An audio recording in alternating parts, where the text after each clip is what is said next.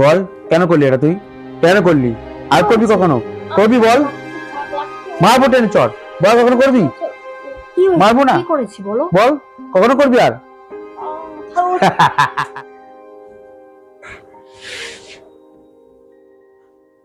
এ মা, আমি তোমাকে মারলাম? এই হাতে আমি তোমাকে মারলাম? আমার ভুল হয়েছে, আমি তোমাকে মেরেছি, আমার ভুল হয়েছে, আমাকে ক্ষমা করে দাও। ক্ষমা করে দাও আমাকে। আমি ভুল হয়েছে, আমি মেরেছি তোমাকে, আমি বুঝতে পারিনি হাতে তোমাকে মেরেছি। ক্ষমা করে দাও, ক্ষমা করে দাও। ক্ষমা করছিস না কেন বল? বল ক্ষমা করছিস না কেন বল? মারবো খুশি একটা নাকে। হ্যাঁ ডাক্তারবাবু, হ্যাঁ ইদানিং 10-15 দিন হয়েছে ওর এই সমস্যাটা দেখতে পাচ্ছি। হ্যাঁ রোজই নেশা করে আসে। হ্যাঁ, হুটহাট করে রেগে যায়, আর রেগে গেলে আমাকে মারধরও করে, আবার পরেক্ষণে ভালো হয়ে যায়, আবার নিজের ভুল নিজে বুঝতেও পারে, কান্নাকাটি করে।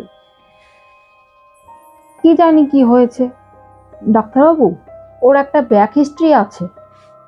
ছোটবেলায় ওর বন্ধুর সঙ্গে মারপিট করেছিল, অ্যাক্সিডেন্টলি সে বন্ধুটা মারা যায়। তারপর থেকে ও রাত্রে ঘুমের ঘরে ওর বন্ধুর নাম ধরে চিৎকার করে ওঠে। রাত্রে ভালো ঘুম হয় না, ঘুমের ওষুধ খেয়ে ঘুমায়। এটার কি কোনো সমাধান নেই ডাক্তারবাবু?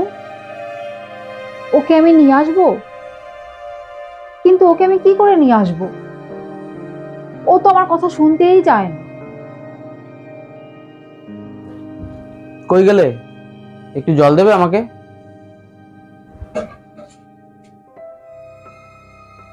এ নাও তোমার জল। হ্যাঁ।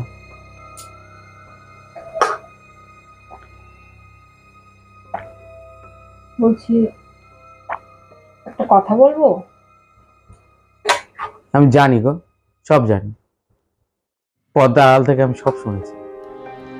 এটা আমার একটা সমস্যা, আমার ট্রিটমেন্টের প্রয়োজন, আমি জানি। কি করবো বলো? আমি সেদিনের কথা ভুলতে পারি।